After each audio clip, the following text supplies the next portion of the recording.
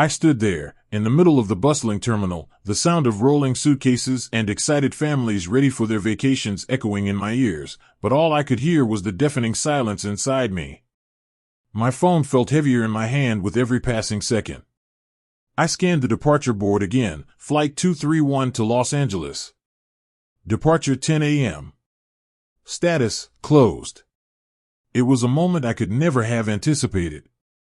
My family, my own mother, my sister, and even my father, had lied to me. I had been waiting for this vacation for months, the one I had worked hard to afford for all of us to spend time together, away from the pressures of our everyday lives. And now, they had left without me.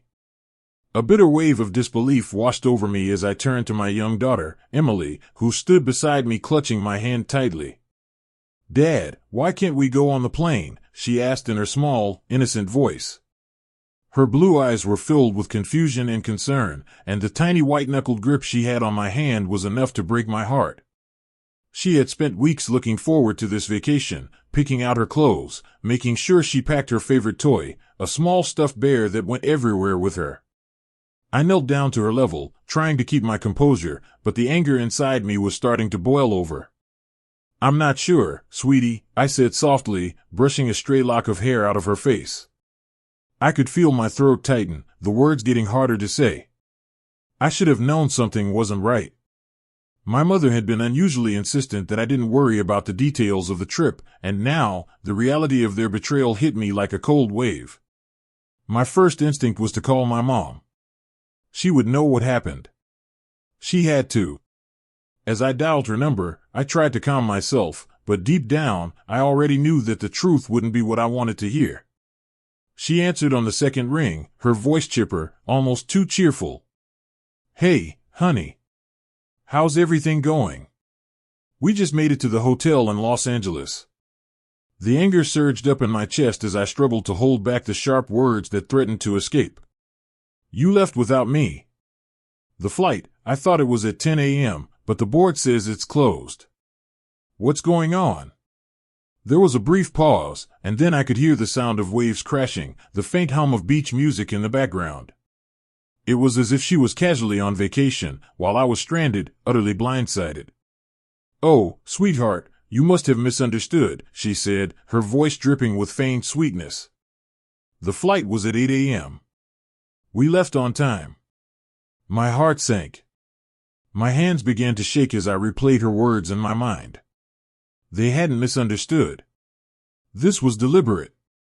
I had been left behind. Left to rot in an airport while they enjoyed themselves thousands of miles away.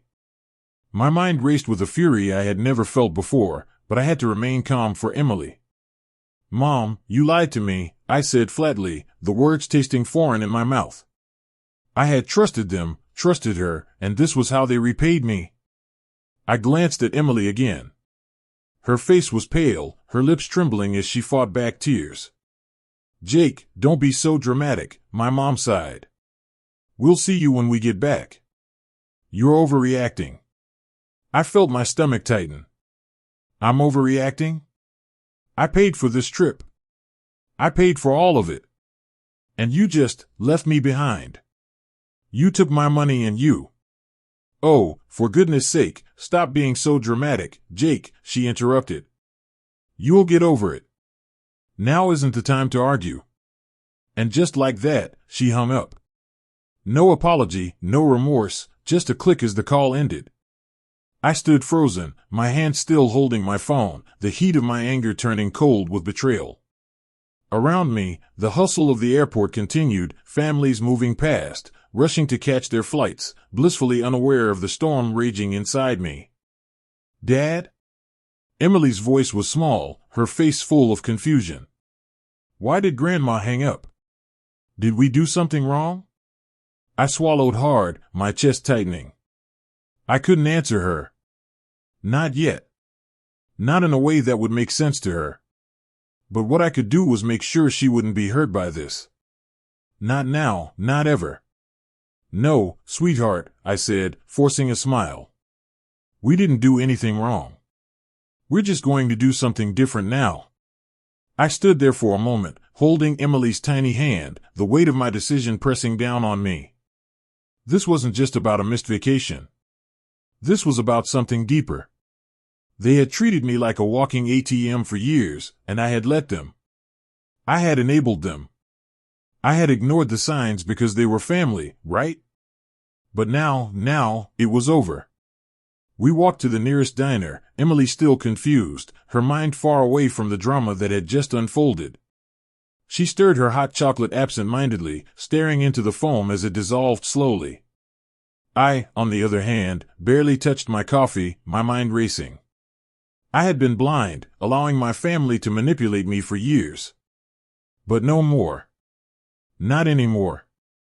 As I looked at Emily, I realized that I was about to make a decision that would change everything.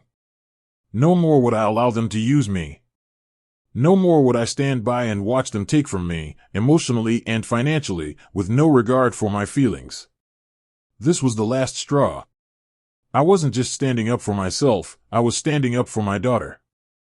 "Dad," Emily said, breaking the silence, her voice trembling with vulnerability, do you think they left us because they don't love us?" The question cut through me like a knife. I closed my eyes for a moment, fighting to keep my emotions in check.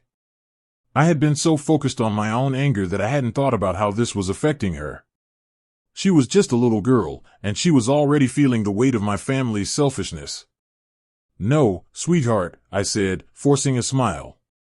"Sometimes people do selfish things. But you and we're going to have our own vacation. Just the two of us. And it's going to be amazing." Her face lit up, and for a moment, I felt like maybe everything would be okay. But deep down, I knew this was just the beginning. I was done letting my family take advantage of me. The days of being their financial safety net were over. I would make sure of it. As the days passed, the anger I felt toward my family didn't dissipate, it festered. Each passing hour seemed to magnify the betrayal, as if their actions had carved an indelible scar deep inside me. And then there was Emily, who had no idea about the storm brewing in my heart. She was just a little girl, eager for the adventure that we had promised ourselves, and she was handling it all far better than I was. We spent the next few days together, wandering through the city, exploring places we had never seen. I made sure to keep her occupied with the sights, sounds, and simple pleasures, rides at the theme park, ice cream by the beach, and endless strolls along the pier. But even in those moments, when Emily laughed beside me, my mind kept returning to one thing, my family. How could they do this? How could they betray me so casually? By the fourth day, something inside me shifted. I couldn't keep letting the anger consume me. It wasn't just about them, it was about me, too. I had allowed myself to stay stuck in this toxic cycle for too long, never questioning the role I had played in enabling it. But now, everything was different. I had Emily to think about, and she deserved better than this. She deserved more than to be caught in the wake of my family's lies. One evening, while we were dining at a quaint restaurant, something unexpected happened that forced me to face a new reality.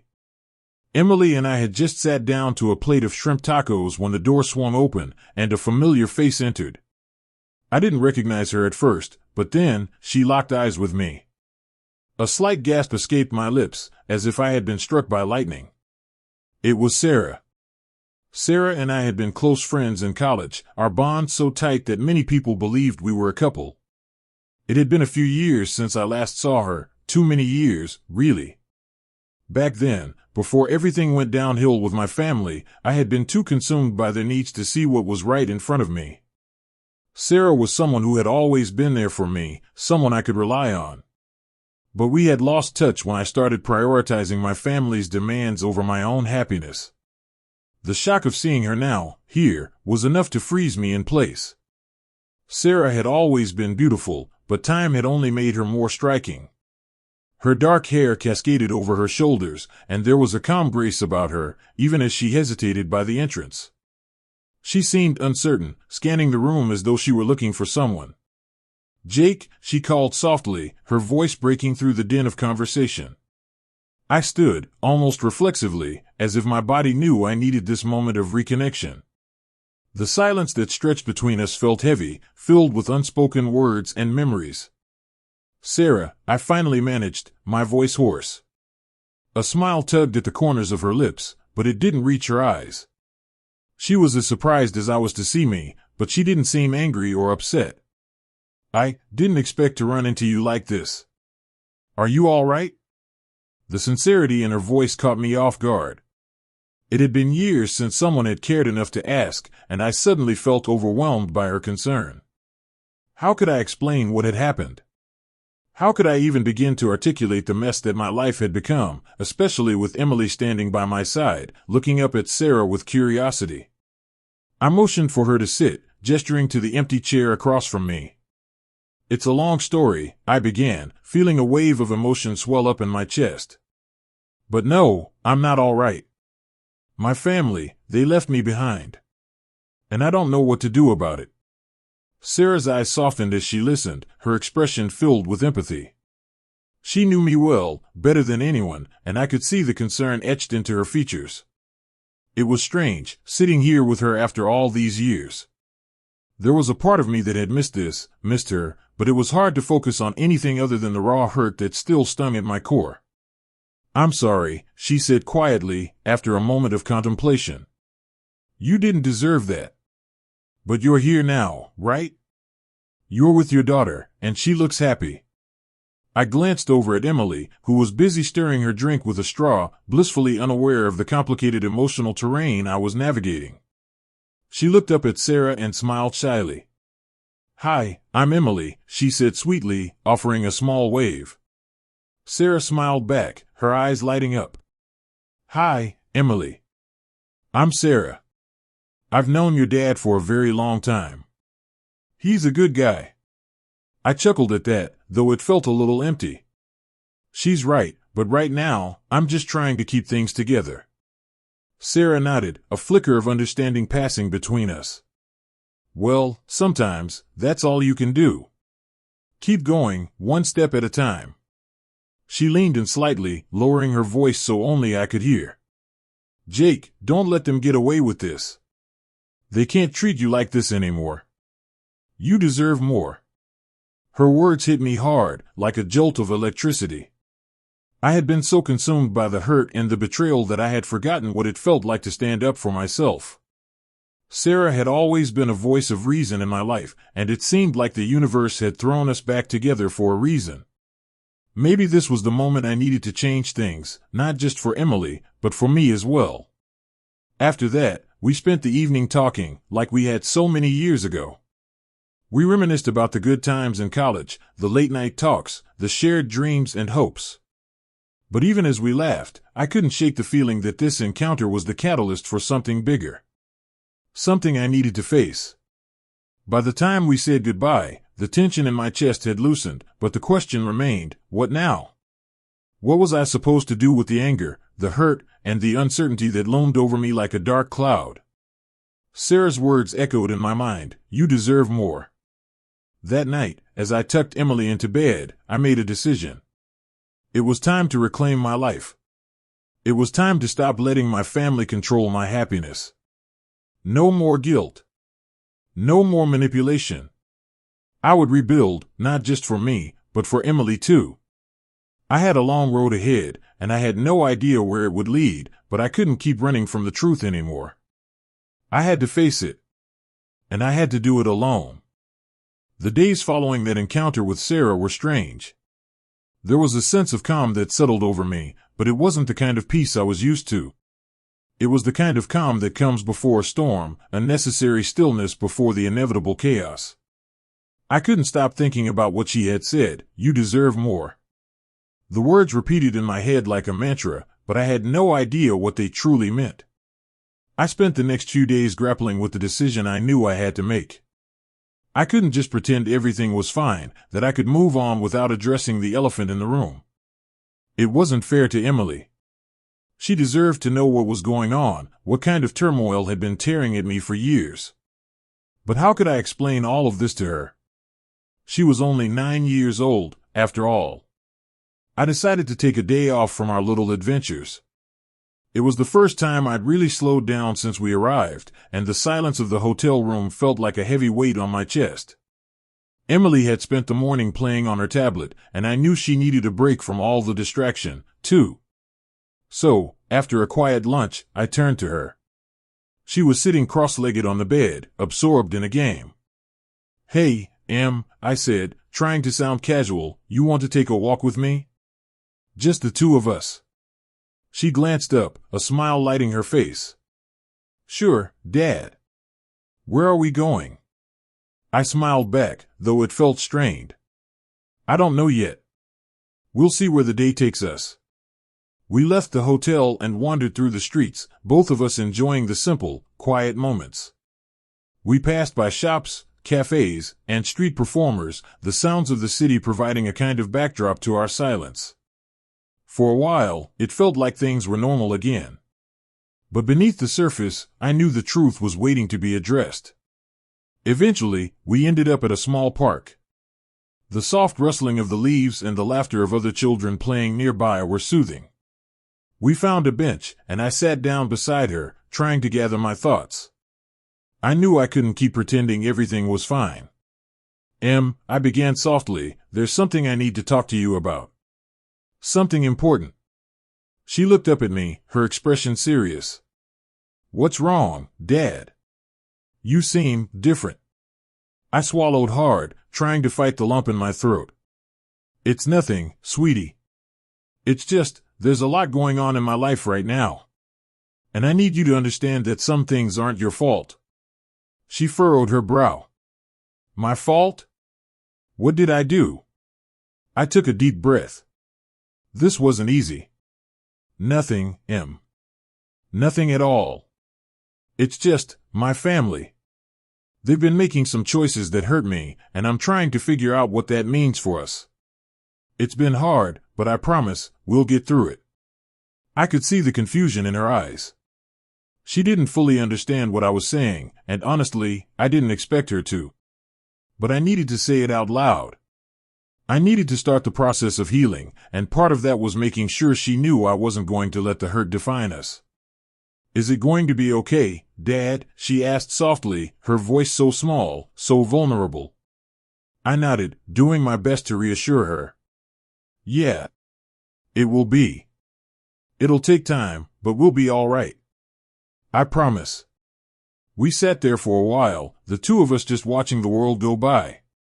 It was peaceful, in its own way. But I knew this was just the beginning of a much bigger change. I couldn't keep letting my past dictate my future. It was time to move forward, to take control of the narrative of my life. The next day, I woke up with a sense of purpose. I was determined to confront the situation head-on. I couldn't keep hiding from the truth, and I certainly couldn't keep letting my family control my emotions. It was time to reach out. I hadn't spoken to my parents in weeks, and each time I thought about calling, something stopped me. Maybe it was fear, maybe it was the hurt that still lingered, but I knew I couldn't avoid it forever. If I was going to heal, I needed closure. I needed to face them, even if it meant confronting the things I wasn't ready to hear. I took out my phone, hesitated for a moment, and then dialed my mother's number. The ring echoed in my ear, each second feeling like an eternity. I didn't know what I expected, maybe an apology, maybe an explanation. But when she picked up, the reality of the situation hit me harder than I anticipated. "Jake?" My mother's voice was soft, cautious. "Hi, Mom," I replied, my voice steady but strained. "I've been thinking about things, and I think it's time we talked." There was a long pause on the other end. "I don't know what to say, Jake. I know we've had our differences, but this isn't easy for me either." It wasn't the apology I had hoped for, but it was a start. I had to remind myself that change wasn't going to come in one conversation. But at least it was a beginning. I had taken the first step. Over the next few days, the calls and messages between me and my family became more frequent. They weren't perfect conversations, far from it, but there was something healing in the act of finally confronting the issues that had been festering for years. It wasn't a quick fix, but it was progress. One afternoon, Emily and I sat in the park again, this time in a different part of town. She looked up at me, a glimmer of curiosity in her eyes. Dad, do you think we'll ever go back home? I considered her question for a moment. There was so much I didn't know yet. But one thing was certain, no matter what happened, Emily and I would be okay. We would face whatever came our way, together. I don't know, sweetie, I said, squeezing her hand gently. But wherever we go, as long as we're together, it'll be home. The days began to blend together as we continued our journey, but a sense of something greater was building within me. The conversations with my family were slowly unraveling the knots I had tied myself into over the years, and each step I took away from the past felt like I was breathing for the first time in a long while. But even as I took small steps toward understanding and healing, there was an unshakable feeling of uncertainty. Every time I spoke to my parents, every time I sent a message, I was faced with a new layer of pain. They seemed sorry, but the distance between us was growing wider. I wasn't sure if it was a bridge we could cross again, or if some things, some wounds, were better left behind. But just as I thought I had a grip on the situation, an unexpected phone call changed everything. It was late in the evening, and Emily was already fast asleep in the other room. I had just finished a call with Sarah, a conversation that left me feeling like I had taken one more step into the unknown. She was kind, caring, and encouraging, but I still wasn't sure what I was doing. I needed time to figure it all out. I needed time to figure out what I wanted from life, from myself, and from the people who mattered to me most. My phone buzzed. It was an unknown number, but the area code was familiar, one I had long since tried to avoid. For a moment, I debated whether to answer, but I knew deep down that avoiding the call would only prolong the inevitable. I needed to hear whatever they had to say. So, I took a deep breath and answered the phone. Hello? Jake? The voice on the other end was unmistakable. It was my father. His tone was tense, and for the first time in a long while, I felt a twinge of fear. Fear of the unknown. Fear of what this conversation could mean. Yeah, it's me. What's going on, Dad? I tried to sound calm, but my heart was racing. There was a long pause before he spoke again. I need to talk to you. It's important. Can we meet? Face to face. A chill ran down my spine. I had been expecting a conversation like this, but I had never imagined it would come so suddenly, so unexpectedly. What's this about? What's going on? Please, Jake. I can't explain it all over the phone. Just trust me. This is something you need to hear. I was caught between hesitation and curiosity. But I knew that, as much as I wanted to avoid the situation, it was something I couldn't ignore. All right. Where do you want to meet? After exchanging a few details, we agreed on a small cafe on the outskirts of town. It was quiet and secluded, perfect for a private conversation. My palms were sweaty as I ended the call, but I couldn't back out now. When I arrived at the cafe, I was immediately struck by how strange the setting felt. The place was half empty, and the quiet hum of the air conditioner was the only noise breaking the silence. I spotted my father sitting in a corner booth, his back slightly hunched, and his hands clasped tightly in front of him. As soon as I saw him, I felt a wave of resentment rise within me. It was hard to shake the years of abandonment, the feeling of being ignored by the person who should have been there for me the most. But as I approached him, something about his expression made me pause. There was something different in his eyes. Something I couldn't quite place. I slid into the seat across from him, the tension between us palpable. What's this all about, Dad? You're scaring me a little. He looked at me for a long moment, almost as though he were searching for the right words. Finally, he spoke. Jake, I need to tell you something. Something I should have told you a long time ago. I braced myself. This was it, the moment where everything would either make sense or fall apart completely. You know I haven't been honest with you, he began, his voice shaky. And I know that's not easy for you to hear. But I owe it to you to finally tell you the truth. You deserve that much. I couldn't help but feel a surge of anger and confusion. What are you talking about? What truth? He took a deep breath, his face pale. I wasn't the one who made all the decisions in your life, Jake. Your mother, she's been hiding something from you. Something about your past. About who you really are. I blinked, unable to process his words. What?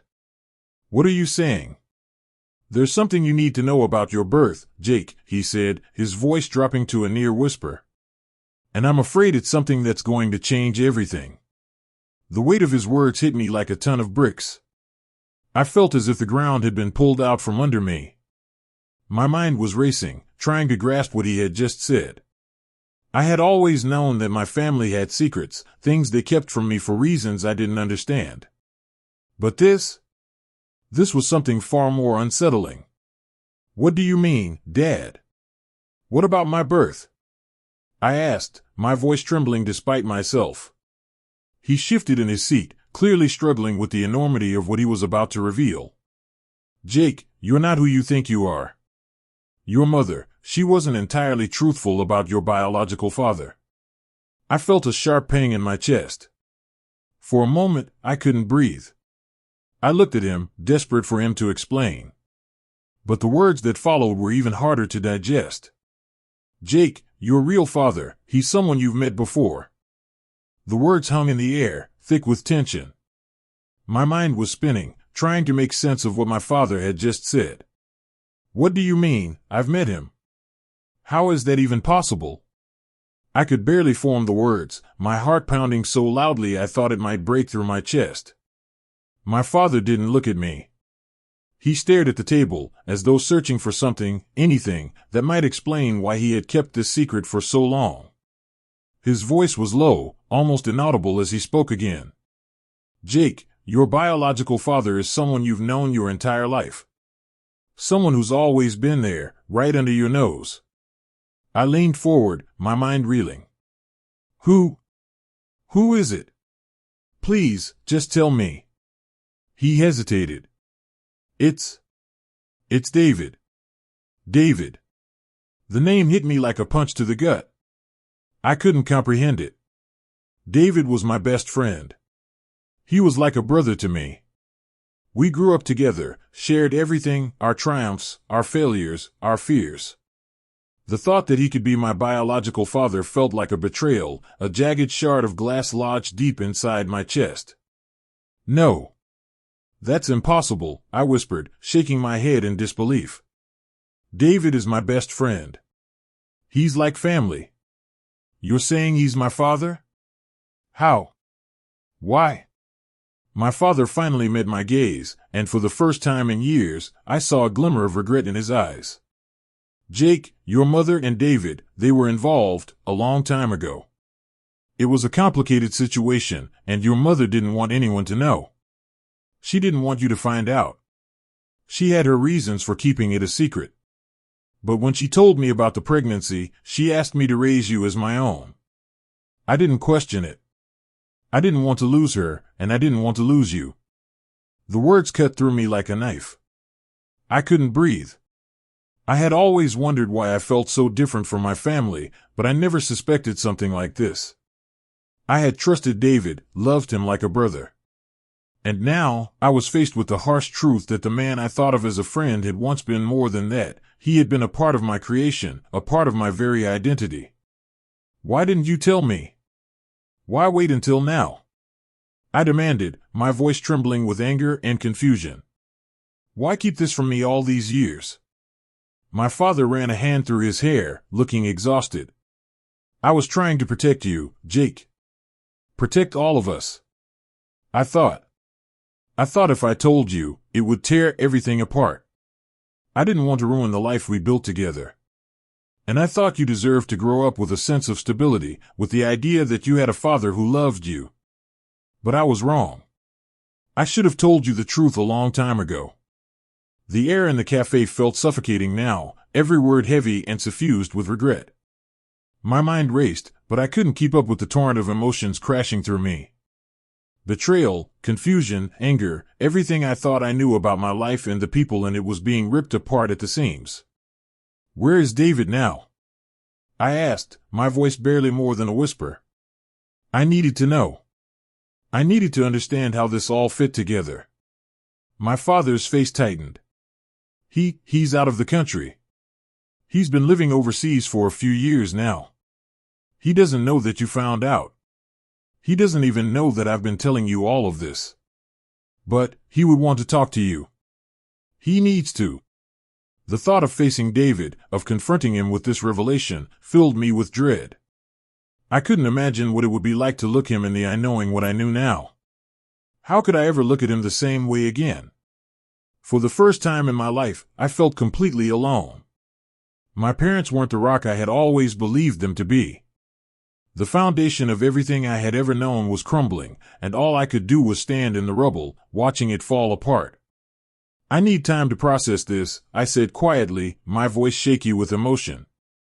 I can't talk to him right now. I don't even know what I would say. My father nodded, his expression one of sorrow and understanding. I know, Jake. I know this is a lot to take in. But I had to tell you. I couldn't keep lying to you. I didn't say anything more. I couldn't. I stood up, my legs weak beneath me, and I turned to leave. My father didn't try to stop me. He just watched as I walked away from him, the weight of the world pressing down on my chest. The drive home was a blur. My mind was a jumbled mess of thoughts and feelings, all crashing together like waves in a storm. I tried to focus on the road, but my thoughts kept spiraling back to David. To the idea that my best friend wasn't just my best friend. That he was my father. When I got home, I found Emily waiting for me, her eyes filled with concern. Jake, what happened? You look like you've seen a ghost. I couldn't find the words to explain what had just transpired. How could I? How could I explain to her that everything I had known about my life was a lie? That the man I had called my father for all these years wasn't even my biological parent? Jake, talk to me, Emily insisted, reaching out to grab my hand. I looked at her, and for the first time in days, I felt a sense of clarity. She was here, standing beside me, ready to listen, ready to help me figure out how to piece this shattered truth together. I don't know what to do, Em, I said softly, my voice breaking. Everything's falling apart. I don't know who to trust anymore. Emily pulled me into a tight hug. You don't have to figure it all out alone. We'll figure it out together. And for the first time in what felt like forever, I believed her.